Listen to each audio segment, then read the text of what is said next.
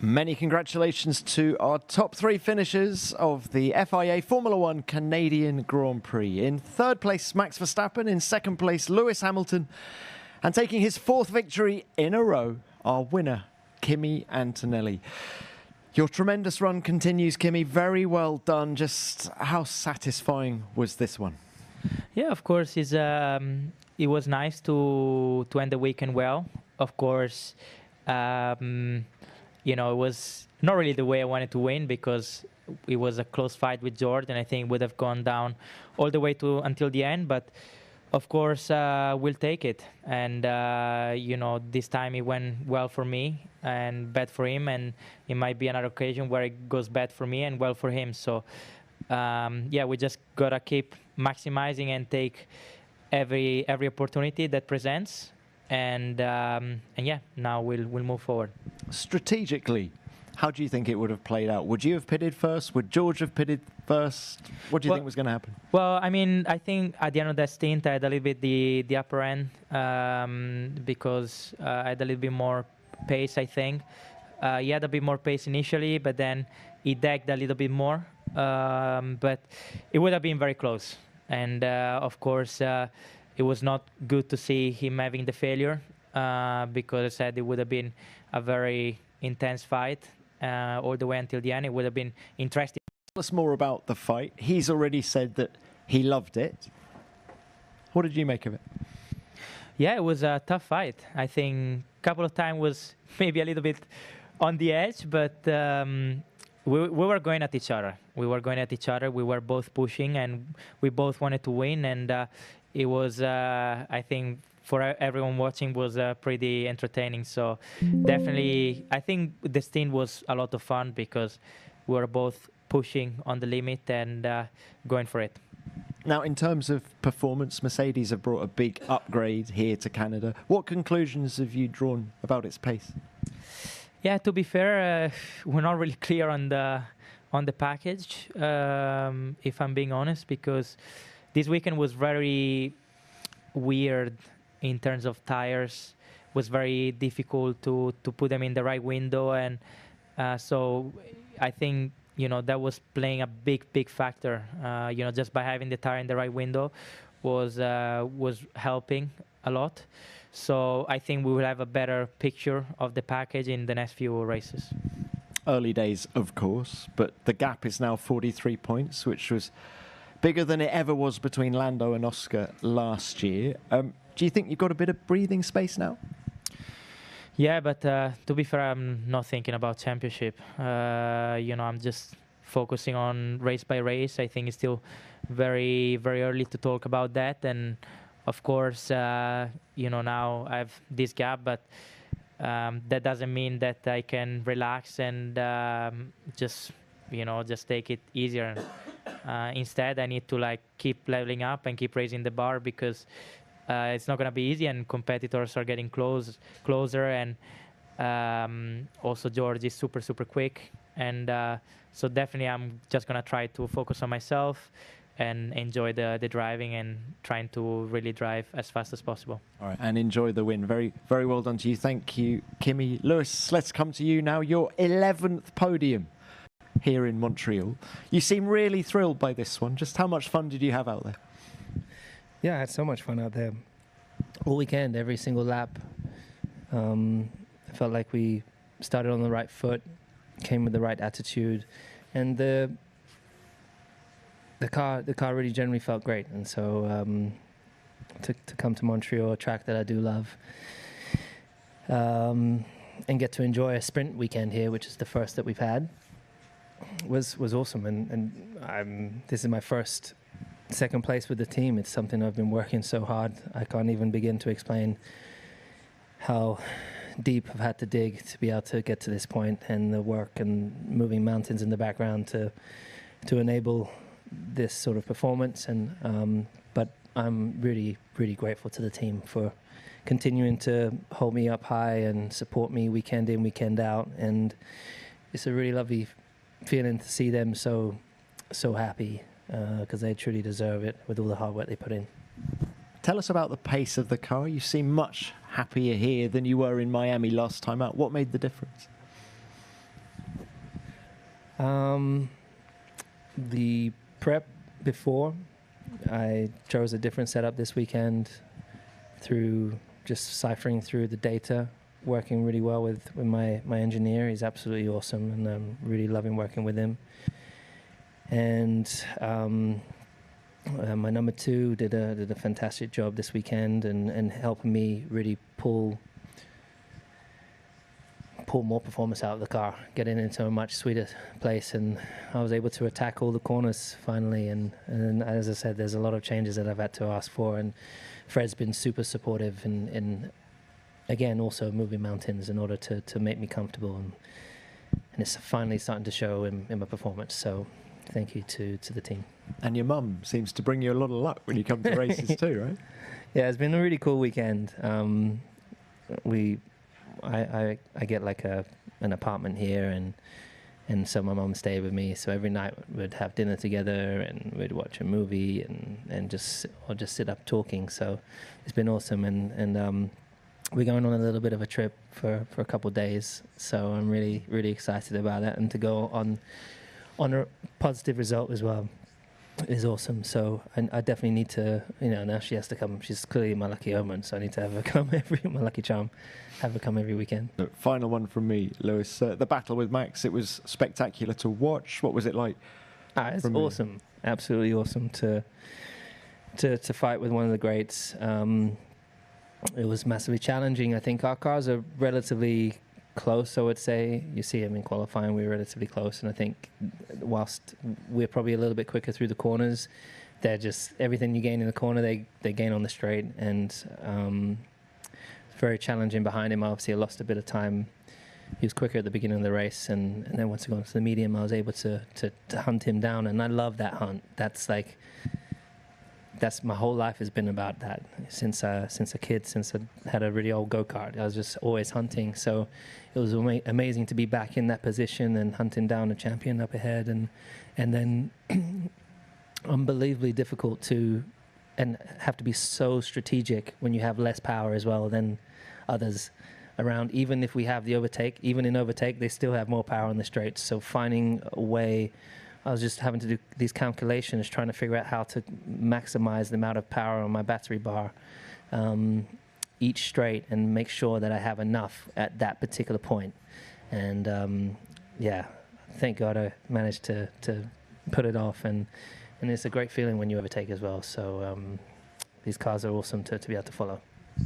Very well done. Thank you, Lewis. And Max, perhaps we could just start with the battle with Lewis. He's just described it as awesome. How was it for you? Yeah, it was very good. I enjoyed it a lot. I think also when you are within a second at this track, we are very energy poor around here. And of course, when you are within a second, you're allowed to spend a bit more energy. So then on the straights, of course, you gain a bit of speed. And around here, that is very efficient, actually. The last few laps, I tried to get back, but it was good. I mean, we were pushing flat out, it was just very nice. For me also, I think it's my first race where I basically had a normal race, nothing crazy happened. So that's also nice. A normal race. Tell us about the pace of the car throughout the race, and maybe your reflections on the weekend as a whole as well. I think, well, to be honest, I was feeling better in Miami with the car, so I'm a little bit surprised with being on the podium here, but you also have to look at it with George retiring, the McLaren's making a mess of the strategy. For me to be here, of course, I'm very happy. I think on the softs we were a little bit more competitive, and then on the medium I never really felt like I could switch on the tire, so the tire was just not in the right window for us, and that stint was then a little bit more difficult to feel any kind of grip. But we still did a good job, I think. For us, to have our first podium is just very positive, and of course very pleased with that in quite tricky conditions, I would say. Max, thank you for that. Right, let's open this to the floor. As ever, name and publication. Who's first, please? Fratelli l'équipe, question to Lewis. We heard you complaining about the lack of power during that race. We are coming to Monaco next week. Do you think that it could be the chance for a Ferrari to win and beat the Mercedes? I mean, that's the one track that power is not king. So I think that's definitely car performance. I think our car could be really strong there. So I'm really going to focus on making sure I arrive with the same energy as I had this weekend. Really study hard with the engineers to make sure we position the car in the right place from practice one. And if you take away the power deficit, we're in the fight with these guys.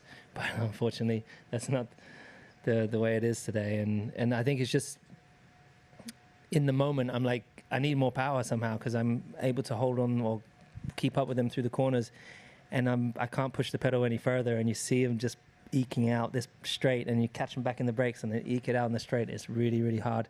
Even when you get the overtake, you get within a second, they still pull away. So that's how much grunt that they have, and we're massively down. But I really hope with this new rule that enables us to try to improve some performance so we can get back in the fight with them. But Monaco should be fun. Thanks for that. Next. Phil Clary, motorsport.com for all three, please. There's a lot of discussions about rules and power units, but it seems like all of three of you had a really enjoyable afternoon with a lot of wheel-to-wheel racing. So when you come to a power star circle like this one, are you starting to get around to what you need to do on a power unit, and can you find some enjoyment in the tactics and things that you can do behind the wheel? Is it becoming more second nature? Lewis, should we start with you? I mean, it's definitely not second nature, that's for sure. I think, it still continues to be a weird feeling. You go down the power, you open up the SM, and then the power dies, like halfway down the straight,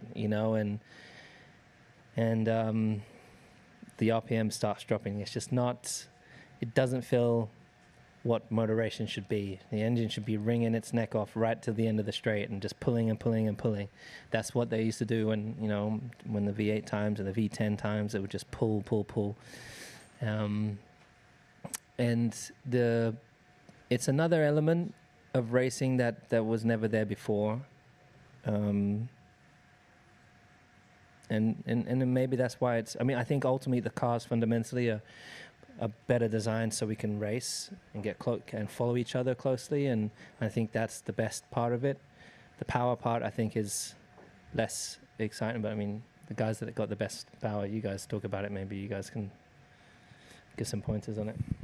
Kimi, it was a question to all three. Just your thoughts on the power unit. Is the use of it, the deployment of it, becoming second nature now? Yeah, but still, sometimes it triggers you a little bit how the system work. But definitely, also with the changes that were made, also the FIA giving teams a bit more allowance on system definitely has helped quite a bit to make things a bit easier. I think that the cars to follow, at least for now, is much better than last year.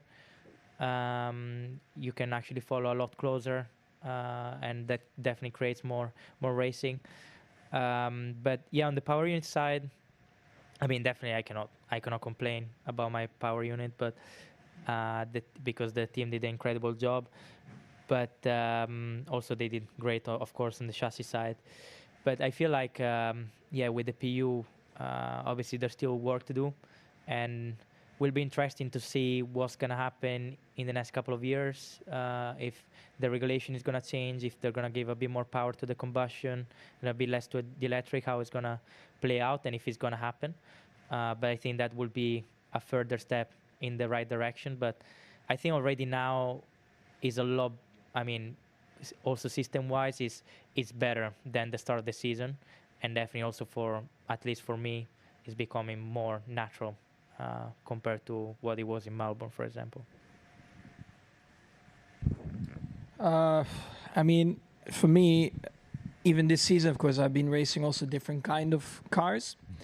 And especially last week, that reminds me how pure motorsport can be and how great the racing can be.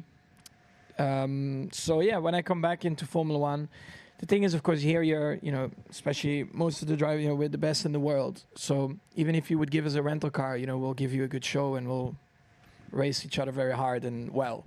So it has nothing to do in that sense with the rules. But for me, while driving, it's not. It's all a bit confusing.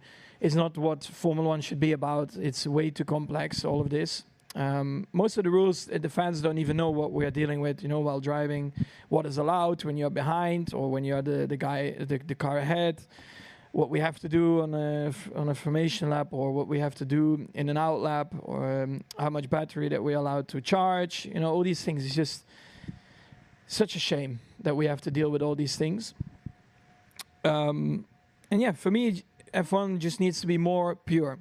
And I really hope that what they try to do next year will go through, because I think that is necessary, the minimum necessary, to make it a bit more natural and a bit more back to normal, or at least a bit more pure racing. But like I said, us drivers, give us any kind of car, we'll always race and give a good entertainment or a good show.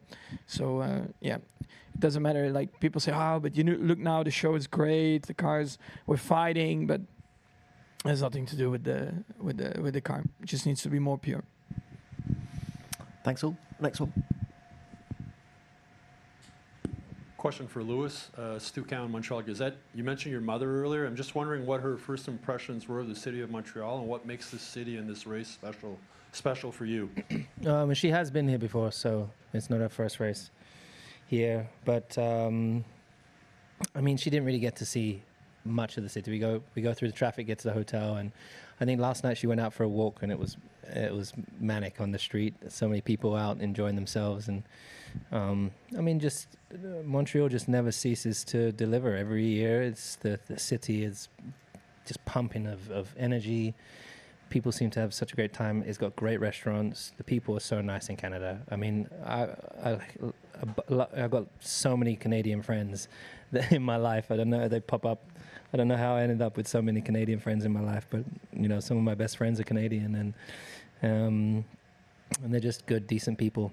So, and I think with the weather and the track, this little island that we get to come to, it's probably my favorite, apart from my British Grand Prix, of course, my home Grand Prix, but this is probably my favorite of the year.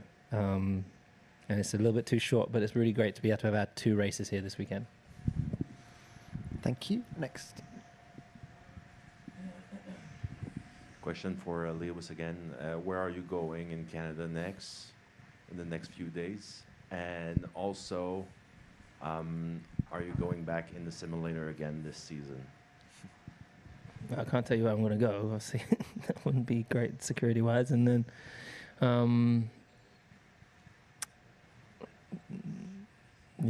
just gonna. Hopefully, I'm gonna see see a moose somewhere.